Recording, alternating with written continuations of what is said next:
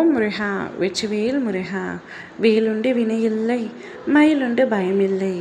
என் அன்பு தங்கமே, நாளை காலை உனக்கும் உன் துணைக்கும் இது நடந்தே தீரும் என்று சொன்னேன் அல்லவா? அவை என்னவென்று நான் சொல்கின்றேன். இதை முழுமையாகவும் பொறுமையாகவும் கேள் தங்கமே. பிரிந்திருக்கும் உன் துணை உன்னை தேடி வரப்போகின்றார். முடிவு எடுத்து விட்டார். நாளை காலையே உன் வீட்டு வாசலில் வந்து உனக்காக நிற்கப் போகின்றார்.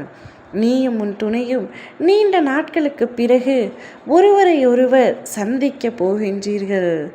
சந்திப்பின் பொழுது இருந்த அத்தனை கோபங்களும் மறைந்து போக போகின்றது. அங்கு ஒரு பாச போராட்டமே நடக்கப் போகின்றது. நீ அவரை பார்த்தால் எப்படியெல்லாம் திட்ட வேண்டும், என்னென்னலாம் பேச வேண்டும் என்று நினைத்து வைத்திருந்தாயோ அத்தனையும் மௌனமாகி போகின்றது.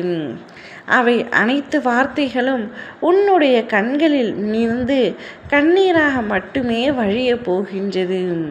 நீயும் உன் துணையும் சந்தித்து கொள்ள போகின்றீர்கள். அவர் உன்னை தேடி வந்து இனி உன்னோடவே வாழப் போகின்றார். இனி உங்கள் இருவரையும் யார் நினைத்தாலும் காலம் நினைத்தாலும் உன் அப்பா நான் உங்களை சேர்த்து வைப்பேன். இனி எப்பொழுதும் ஒன்றாகவே இருக்கப் போகின்றீர்கள். எக்காரணத்திற்கொன்றும் பிரிவு என்ற வார்த்தை இனி உங்களுக்குள் கிடையாது என்பதனை உறுதியாக உன் மனதிற்குள் நீயே சொல்லிக்கொள். பல சூழ்நிலைகளாலும் மாயையாலும் உங்கள் இருவரையும் காலம் பிரித்து விட்டது.